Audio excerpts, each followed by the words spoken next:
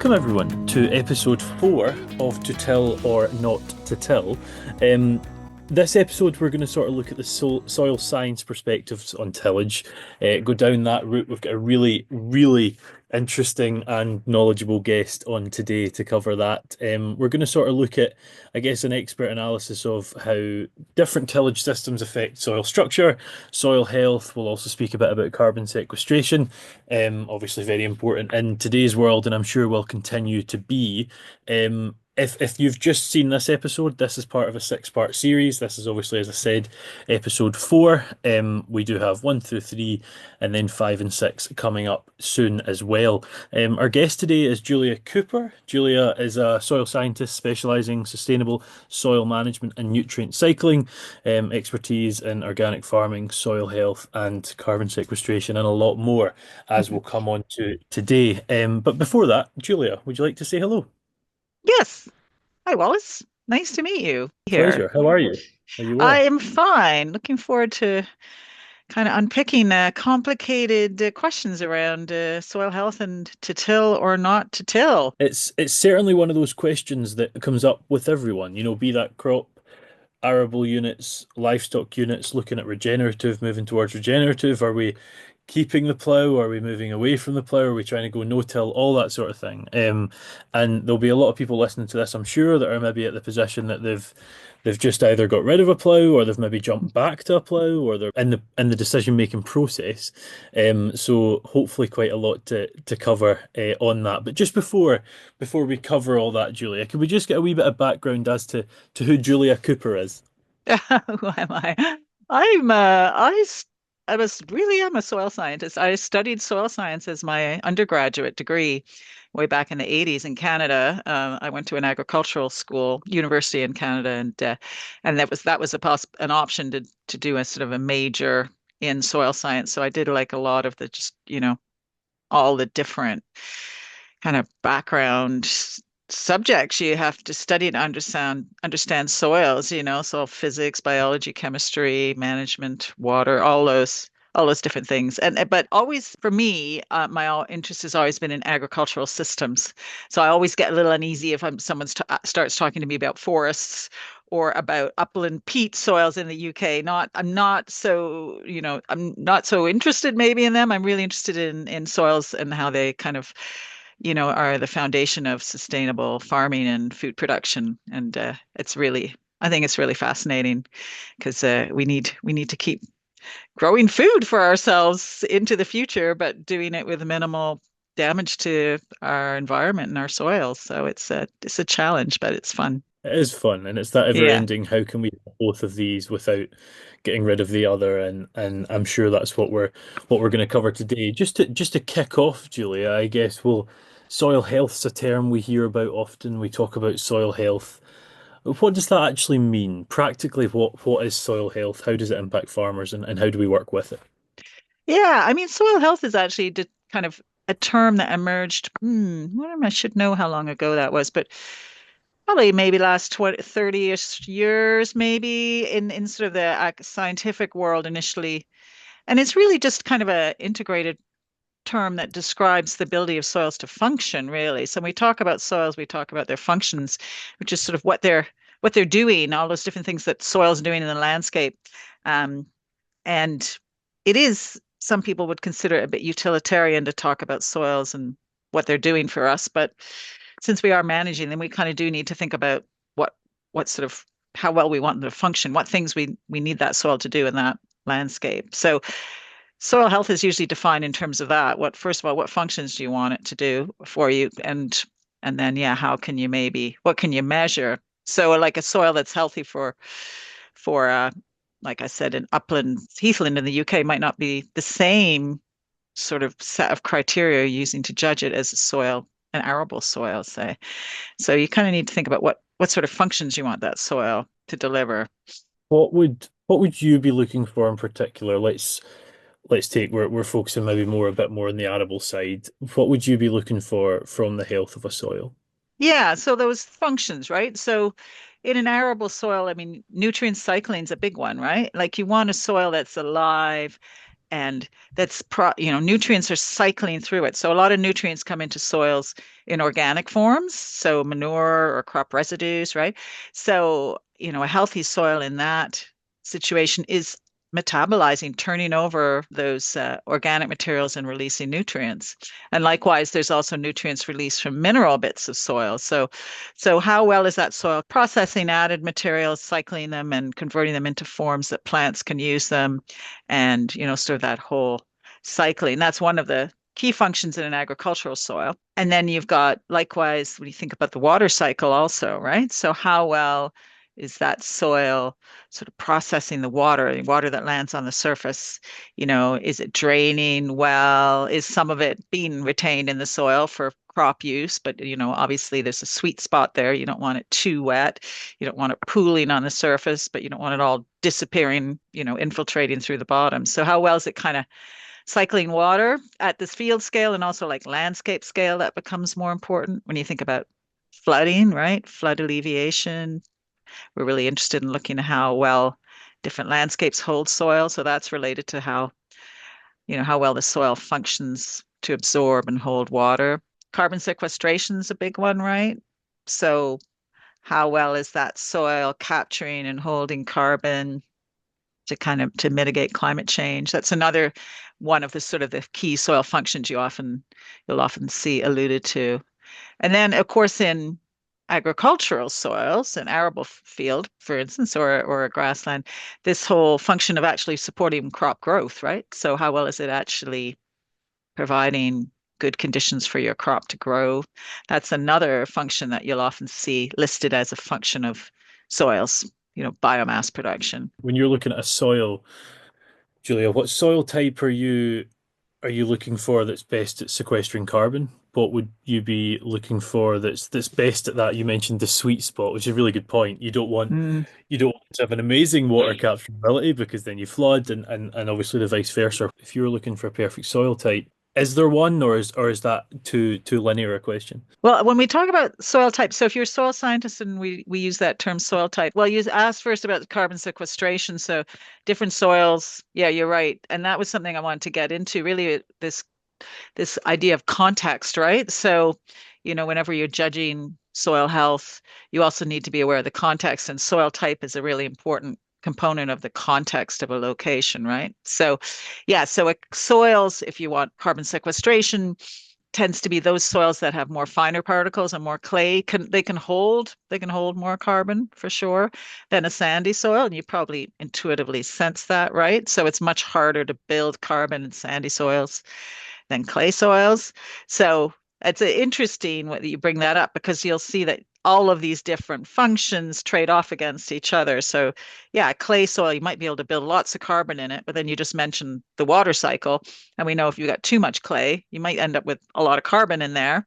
In fact, you might end up with a soil that's poorly drained and starts to become peaty even. So that might be good for carbon sequestration, but maybe that's not ideal if you want this soil to be functioning well as an agricultural soil, right? You need some drainage, and you don't actually want a soil that's actually even becoming a bit biologically dead and accumulating peat, because the nutrient cycling and the decomposition processes have slowed right down because it's so wet, right? So yeah, I guess, the old timers would always sort of say a nice loamy soil is what you're looking for, isn't it, in an agricultural situation? Because those soils that have a little bit of clay, just the right proportions of clay, silt, and sand.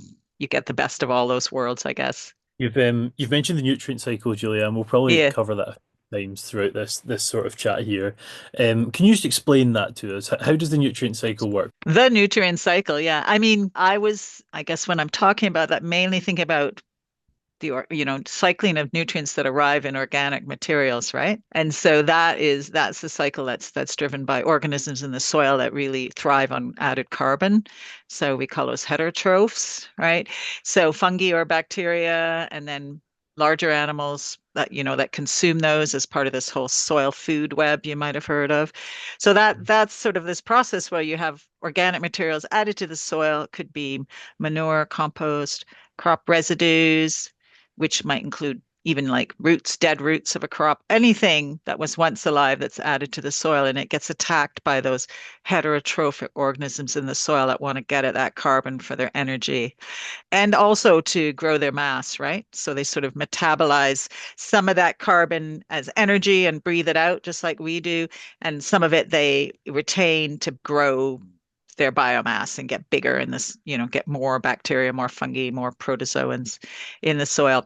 But as a byproduct of that, they will release some of those elements and nutrients that are in there. So particularly, of course, nitrogen's the big one that we're all very interested in we know it's a real driver in crop yields. Crops love to suck up nitrates and ammonium. So as that microbial biomass or biology in the soil is breaking down the organic material, it will be releasing some nitrogen and also, of course, other things, the phosphorus, micronutrients, potassium, everything that's in there. It'll be releasing some of that as a byproduct, as a waste, and it'll be metabolizing and consuming some of it and kind of retaining it. So the stuff that gets released right away, plants can take it up if they're ready to take it up. So that's why it's quite important that those processes are happening at the time of year when you've got crops growing that can use those nutrients. Otherwise, you might have a pollution problem.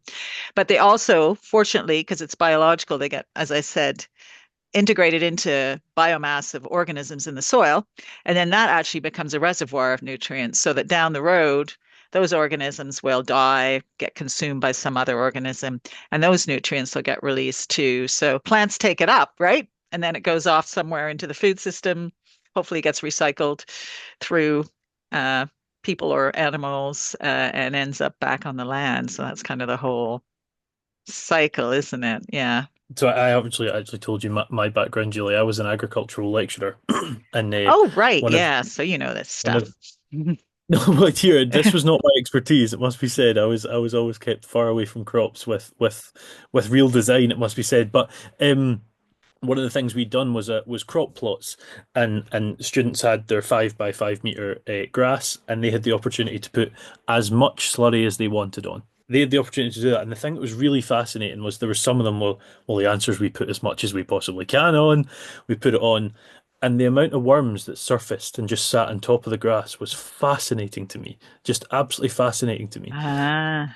Yeah, so we all talk about the value of worms and we talk about the importance of that living biota, but just how important is it? Oh yeah, like it's essential, right? I mean, if we somehow, that's in some horrific dystopian future, manage to just to sterilize all our soils, we'd all be buried in waste and residues pretty fast because that those soil organisms they're like I said, cycling, breaking Mhm. down any waste, anything that's organic that's added to the surface and yeah, cycling it. So they're pretty key. And then they're releasing nutrients. They're also doing all kinds of other good things too, right? So the other things they're doing is stuff like processing the carbon, as I said, integrated it into their biomass. They're also like producing glues. You've probably heard of some fungi in the soil that produce exit products that sort of like glue the soil together. There's this mysterious stuff called glomalin you might come across, which is like a material that sticks the soil particles together into what we call aggregates, right? So makes them, sticks them together, holds them together. And that's actually the beginning of what we call soil structure, right? So the soil structure is kind of the physical arrangement of particles in the soil. And if you just had plain sand, silt, and clay with no organic material, no biology, it would just be this kind of inert, structureless material, just like fine, dusty material. But when you add the organic material, you add the soil biology, that all works together and you get these nice, aggregates, crumbs that you'll see in a nice, healthy soil and larger aggregates. And you want that, right? You want them kind of in larger forms so that you'll start to get kind of diversity of pore sizes in the soil and diversity of channels through the soil for water to move and roots. And you also want them kind of glued together so they're resistant to like damage from rain, wind, all those external forces that might cause your soil to disperse. So that's known as aggregation. And so that's a really important function of soil biology when you add in organic residues. They'll do the work of aggregating your soil, which is creating good environment for plants. And yeah, just one of the key characteristics of a healthy soil.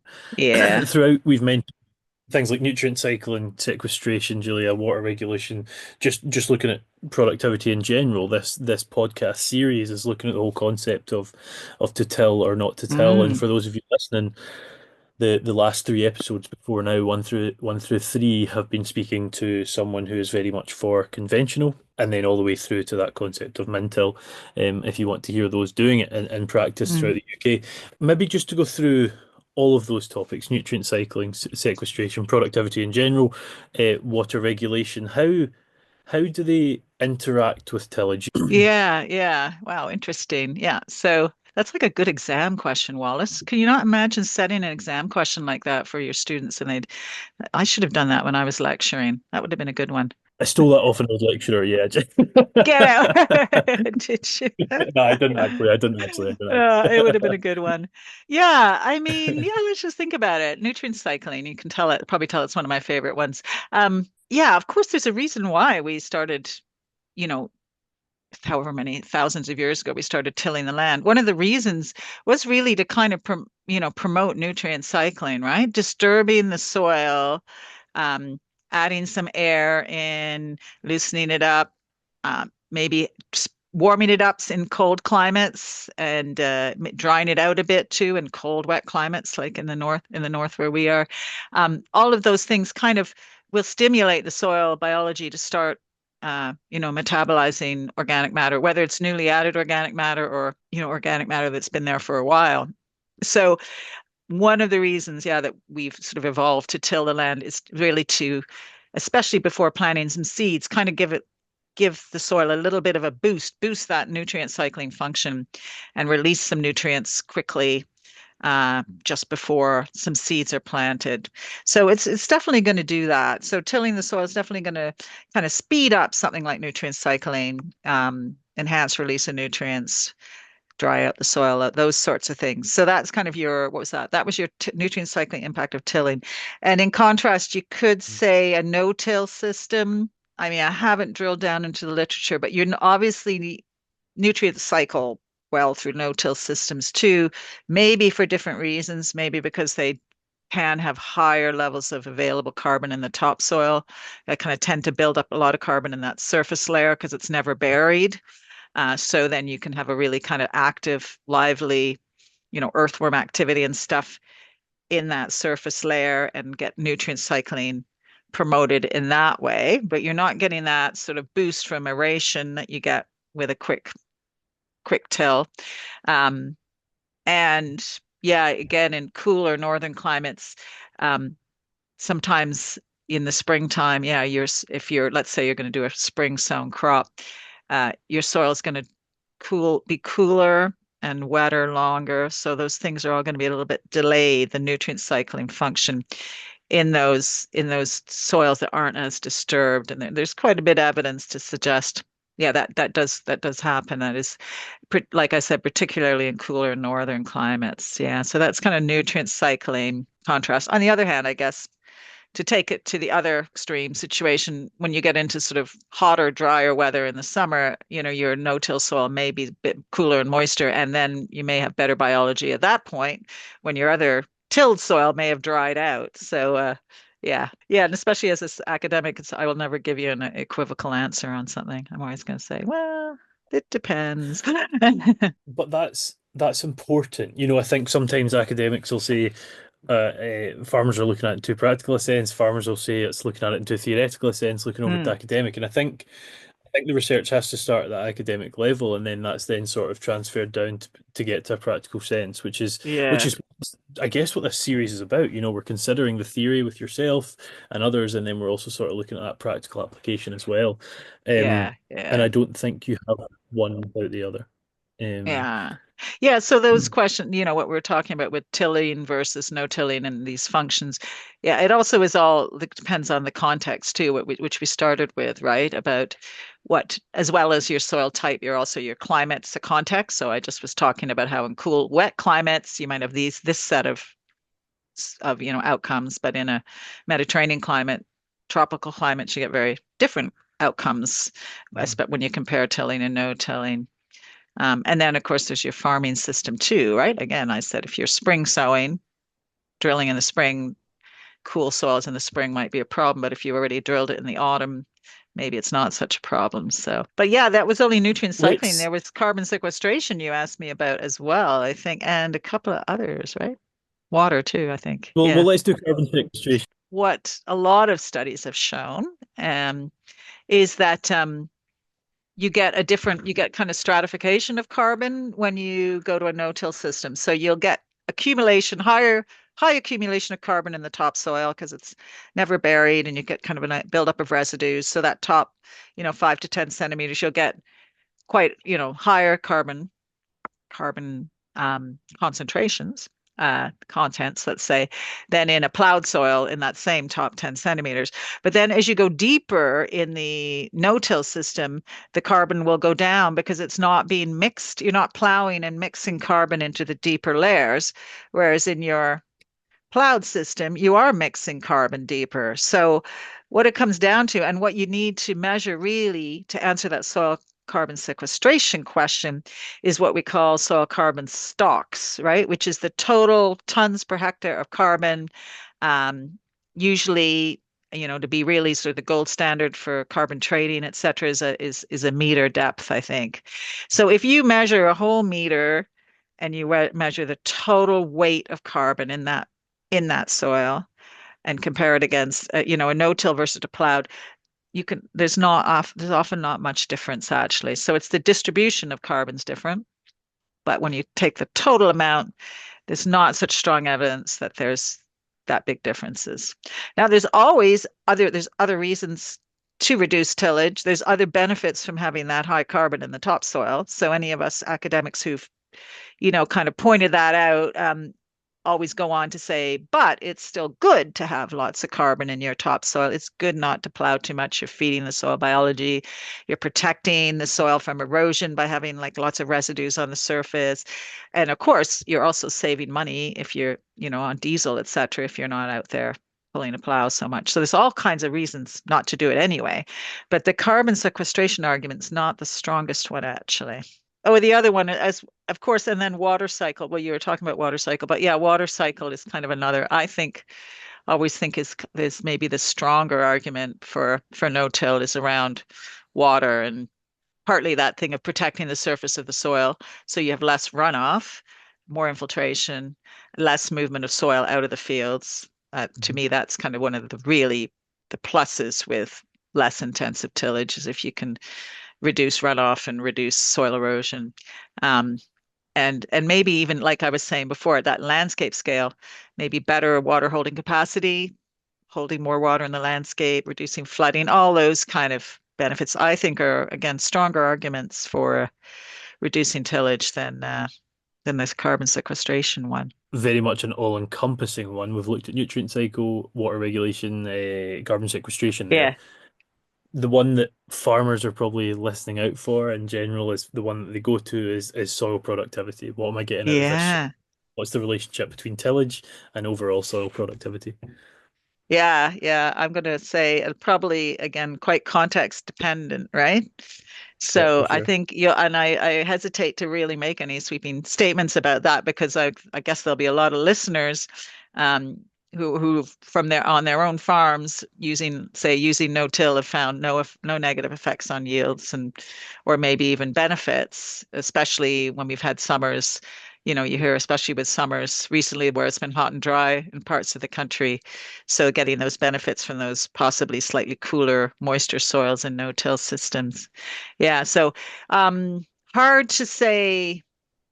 Hard, yeah, I think each farmer needs to see what happens in their context. I mean, the academic literature will say there's a small reduction in yield in reducing tillage if you look sort of across the board on average across the board. But there's often caveats with that. Like there's a famous study where they looked at conservation agriculture, which was like a precursor to regen ag, if you know of it. Do you? It's basically like minimal soil or no-till, crop rotation and residues on the soil surface.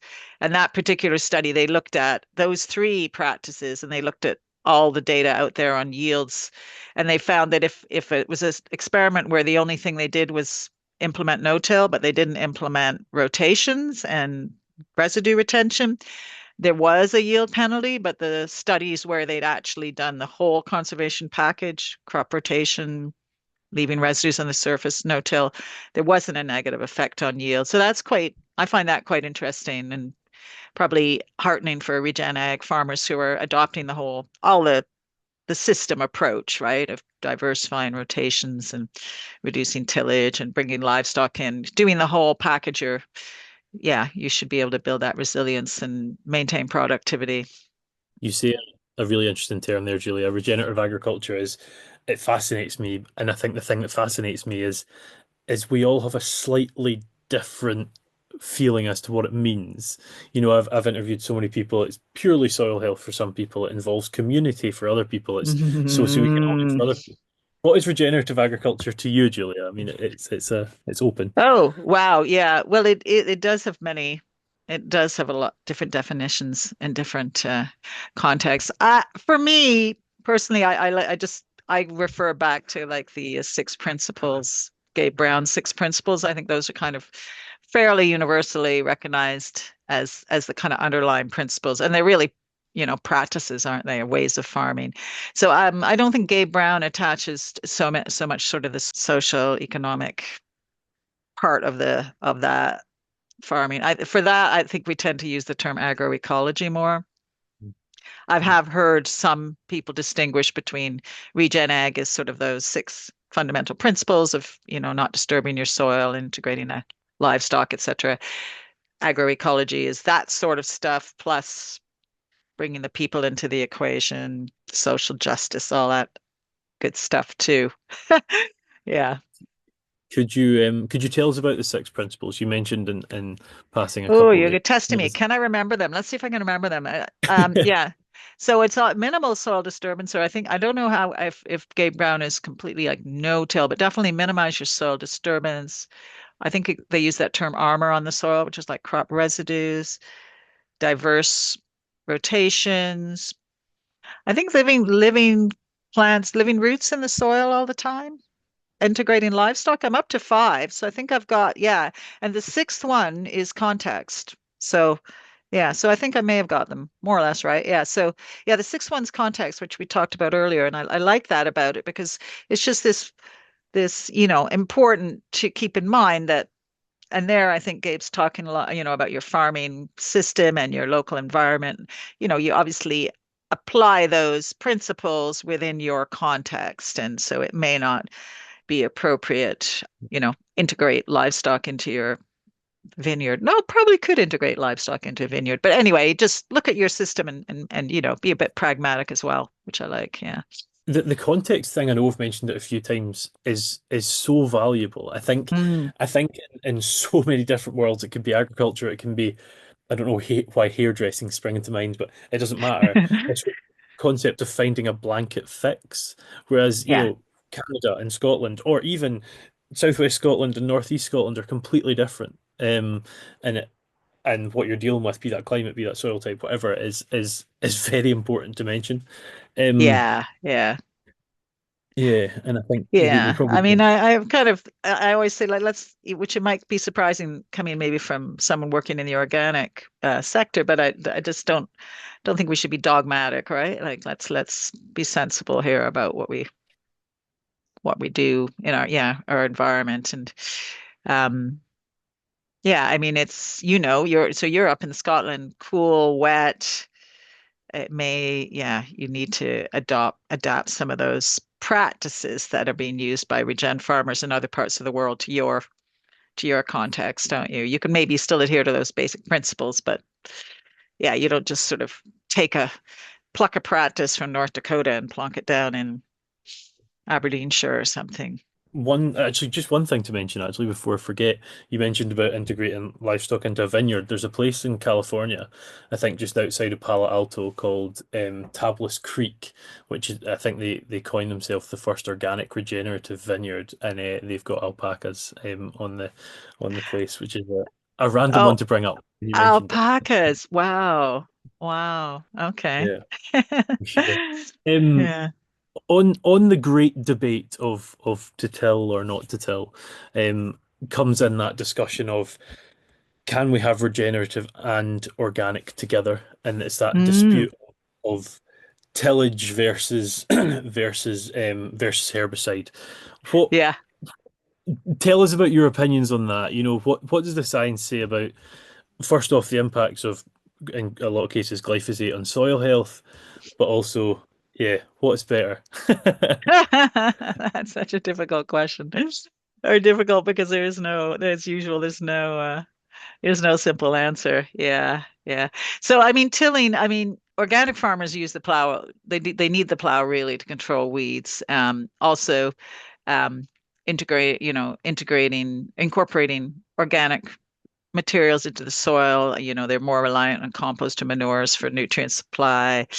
Um, and then also more likely to have those long sort of lay phases to build soil fertility and again in an organic system really need a plow to yeah, destroy those, right? So organic farmers really do rely on the plow, and I know it's sometimes seen as kind of an Achilles heel in that system. It's very hard to just answer that question about is the plow good or bad? Is glyphosate good or bad? Um, in isolation from the systems they're used in.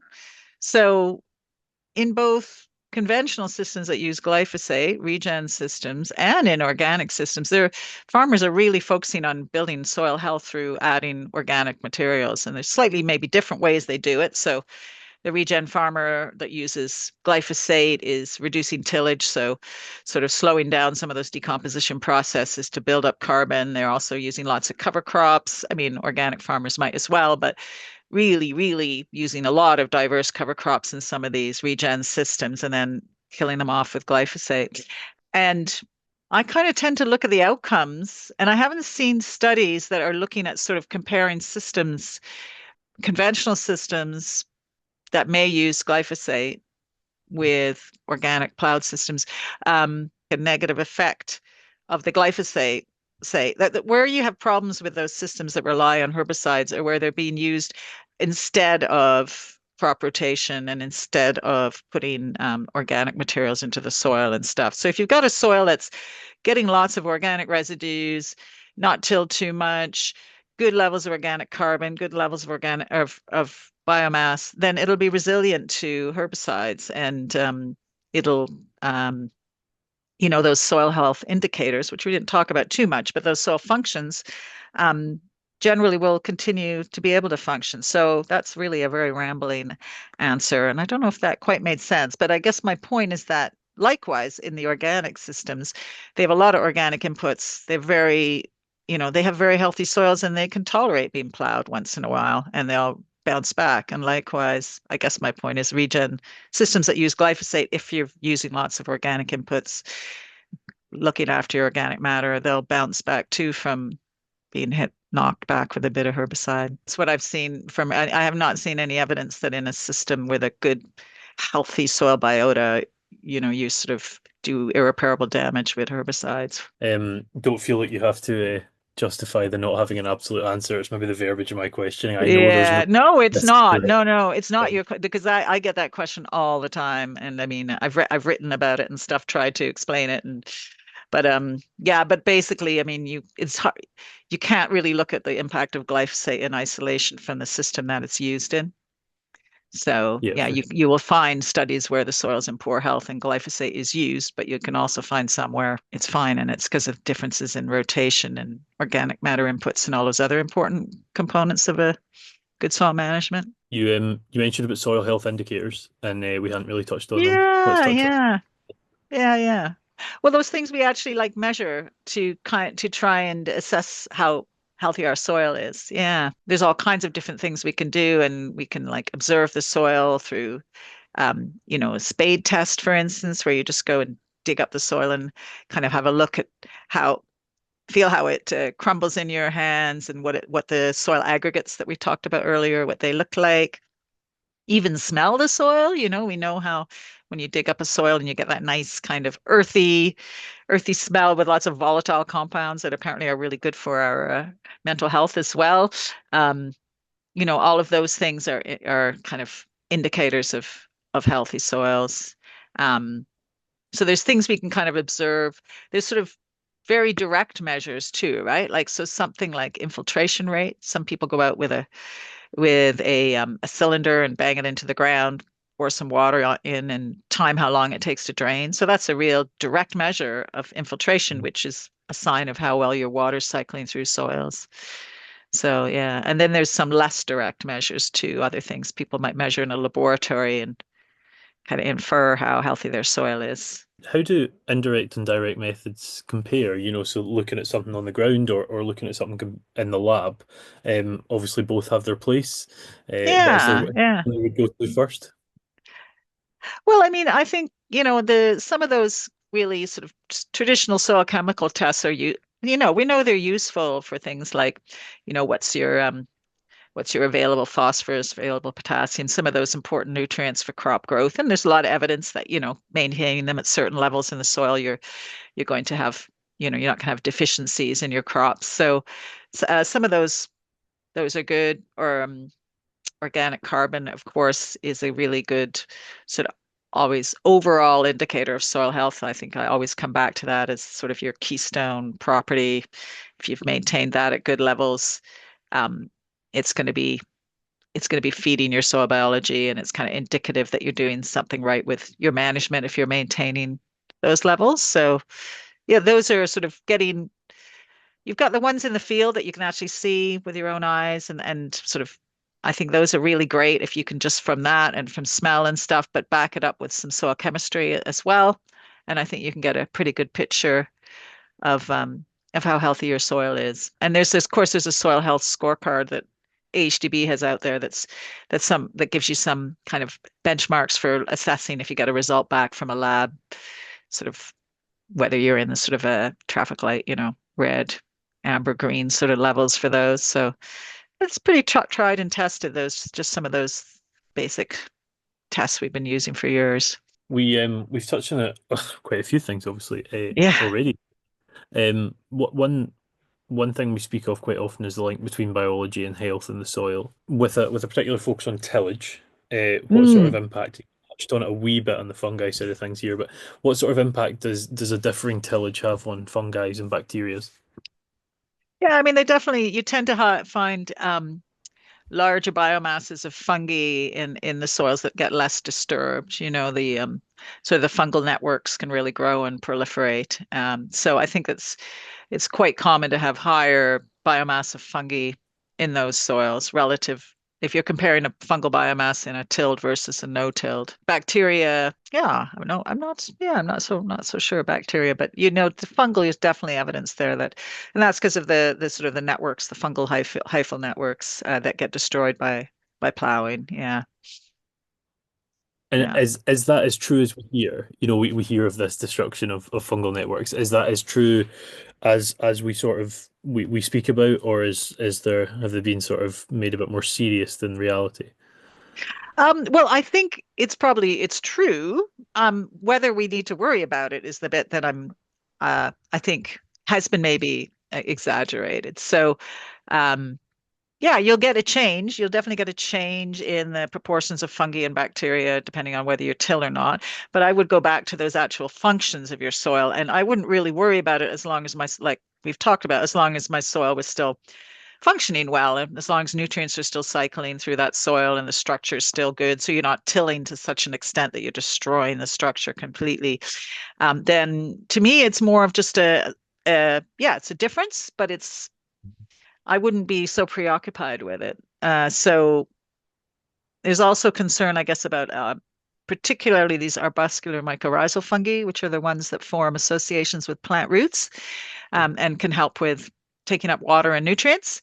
And there are studies that show them being damaged by tillage, but I know from my own experience with studies I've done in the UK that they may be damaged temporarily, but they must bounce back because I've measured really good colonization from mycorrhizal fungi in potatoes that are grown with, conventional tillage and hilled up, etc., and still found lots of those little fungal structures in the roots of potatoes. So um, I'm not so worried about it. You know, they have a lot of spores in the soil. There's a lot of kind of the what they call the propagules. They're there in the soil. And so, yeah, the hyphae may get destroyed by tilling, but then they'll sort of they'll start growing again and spread again. So again, I would just sort of bring you back to looking at how is your soil actually functioning? Is it draining? Is it, hopefully not compacted?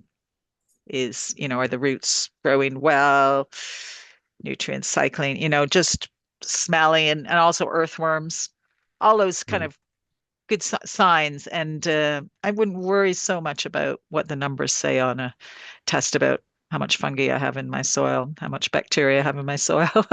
There's a lot of them in there, believe me. You're obviously a soil expert, Julie. I think it'd be fair to say. I get the feeling you're going to be quite modest about that, but I would say so. With a pretty strong understanding for organic, and you mentioned a really interesting crop there in potatoes. And I think Mm, this is one that comes up in this discussion quite often. You know that yeah. yeah, is there a way in which we can have fully organic potatoes? Is that a challenge? And then especially in the absence of tillage, is that possible? Still trying to be regenerative. Well, regenerative potatoes. I think McCain's working on that. And I have heard of some people working on sort of really reduced tillage potatoes, but I think it's pretty challenging. And I always think I try to think before I say anything outrageous on these podcasts. I certainly would never advise, an organic potato farmer to reduce their tillage, or to not be tilling. They need to primarily control weeds, and it's potatoes actually have that function in organic rotations, right? That's Mhm. quite a useful at that stage in the rotation that the farmer can do some hilling and ridging the potatoes and get on top of some of those weeds. So yeah, I would not be advising organic farmers to reduce their tillage in the potato stage of the rotation. Instead, it's about, building up that resilience in your soil, making sure it can withstand that kind of management in that season by making sure that you are rotating with lay phases that build up soil health and structure, and that you're using, good judicious application of manures and compost and just kind of all those diverse ways to build soil organic matter and build soil health. And then your soil should be able to withstand potatoes once in a while, although, we don't grow them too frequently in organic rotations, but, every, I don't know, 8 years or something, I think is sort of advisable. Yeah, not too frequently. And this question, I'll preface with, I understand there's not a yes or a yes, this is the case type answer. But it would be quite interesting, maybe Julia, to hear maybe even a sort of few examples of we create a hypothetical farm with reference to various contexts, and then look at answering this question, I guess. So Oh, with fun. everything we've covered. Just a sort of a hypothetical idea. With everything we've covered, from soil type, from carbon sequestration, water, nutrient cycling, whatever, fungi, everything we've sort of talked about in the last 3/4 of an hour, could we try and create some random farm and then try and give, okay, this would be good for min-till, this would be good for tillage. Let's go very arable UK based. Let's say Lincolnshire, um, Mm, uh, producing milling wheat. I don't actually know what the rainfall will be down there. It's not going to be what I'm expecting it to be. I'm quite certain. I'll let you it's going add these details in. 600, maybe. I'm gonna guess Okay, maybe 600 millimeters a year, maybe. 600. What will the soil type probably be down there? I think I should pass Well, on it's the to thing is you, it's Julia. PT, right? Which makes it a whole different thing. Yeah. I mean, let's say there are mineral soils, I think, in Lincolnshire. Let's say it's some of the soils that are more mineral. Let's go with that. Let's sort of take a very very hypothetical, very vague farm. Right, What right. your thoughts are. Yeah, and what we should be doing to balance kind of is it organic farm? Sorry, so many questions, Wallace. Good question. Yeah, this is for Agricology, part of the Organic Research Centre. Yeah, let's go. It's an organic farm. Well, Yeah, let's say we're trying to reduce inputs. I think everyone is, right? Yeah, yeah. I think that farm should first of all start with a long, like diverse rotation. So if it's in Lincolnshire, it maybe sort of want to have some vegetables in the rotation sometimes, right?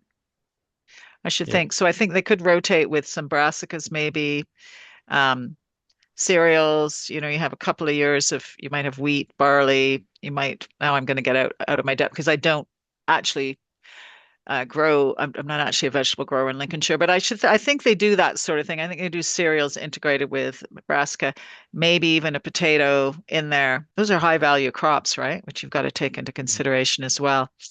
Yeah, I think that farm should be looking at no-till or direct drilling some of those crops, those cereals.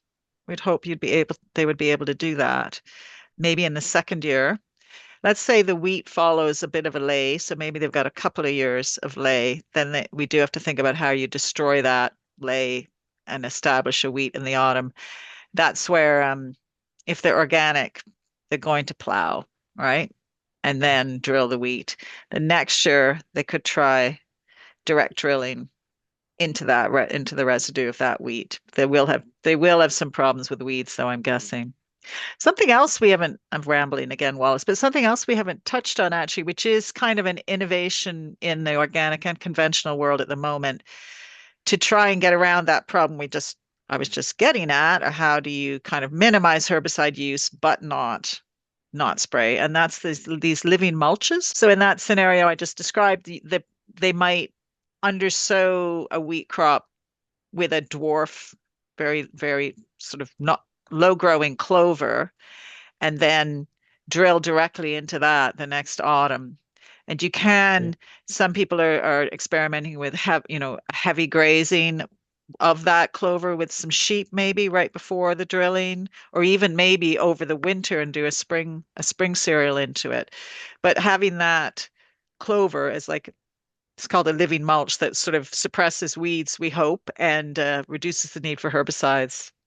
Yeah, so that's something that this hypothetical innovative farm might try is using a living mulch to reduce the need to till. And then, yeah, and then they might even, maybe if that's successful following that second cereal, they might be able to maintain that living mulch and then transplant some vegetables into it. Because some of the horticultural producers have been using living mulches in sort of more smaller scale producers than you might get in Lincolnshire. But nonetheless, there is some sort of experience out there with transplanting brassicas into living mulches. That farmer might have some irrigation. I'm just thinking along on the potential problems. If they've got irrigation, then that's helpful, right? Because you may get with the living mulches, you might get competition for water. So if they can irrigate, that might help. Let's let's flip it somewhat and go a wee bit closer to home for me. I'm going to create another sort of example. Maybe like a sort of dairy area like Ayrshire, Dumfriesshire, someone growing barley for their own stock. Mm, Sandy soil, say, let's go not organic, let's go conventional. What about about 10, 50 mils of rain a year, give or take. Uh, yeah. Wallace, I mean, never forget Christmas. I think it was maybe Boxing Day or it was sometime around Christmas, maybe 2022, 2021. okay. I drove over with my husband to see some friends in a torrential rainstorm through Ayrshire, and I was just horrified at the runoff of those. It's hilly in Ayrshire. Those fields should not be plowed. Yeah, that's a case for direct drilling. And that's a case where if I have to balance out the effects of Roundup versus the effect of a plowed field, with that heavy rain, I think I would lean towards doing a direct drill with Roundup. So just because the topography there this was maybe this isn't quite Ayrshire, this is Dumfries Galloway I'm thinking of, but so maybe not. Maybe Ayrshire's not as hilly as I'm remembering Dumfries and Galloway, but that was fields of maize, right? That I saw that had been presumably plowed and drilled to maize, and then it must have been the maize stubble. Yeah, it must have been the maize stubble, I suppose. That was. just really, really bad. So yeah, that might be a case for using direct drilling. You depending on how heavy the rain was, you might have seen my home island of Arran if you were in Ayrshire, but if it was Dumfries and Galloway, you wouldn't have. Um, It was, I got Ayrshire and Dumfries and Galloway yeah, it was Dumfries and Galloway I was I mean, picturing, but agriculturally very similar in a lot is of it ways. okay? Yeah, yeah, very dairy area, high rainfall, good grassland. Yeah, Yeah. maybe your Dumfries and Galloway's a wee bit higher, sort of steeper topography, but in general, pretty similar spots to be fair. I mean, Really ideally cool. shouldn't be arable at all, right? Those hills, but I understand there's all kinds of other factors that contribute to, economic necessities and stuff for why those some of that land is inarable, but very kind of fragile, at risk of soil erosion if you get those kind of extreme weather events that we're getting more and more, right? Yeah, so that's Absolutely. where, Yeah. yeah, no-till is probably wise in those situations. Yeah. It's been brilliant to speak to you, Julia, and it's been I quite like that sort of hypothetical idea at the end there. Let's consider some different systems, and instead of just saying context impacts it, let's actually see how. Um, and I think you proved your worth if you hadn't already 10 times over to show that that was quite a simple task for you. Oh, thank you. That was fun. Yeah. Well, I hope I wasn't too I didn't confuse things too much with my equivocal answers there. No, honestly, that was absolutely brilliant. Thank you very much. I appreciate your time hugely.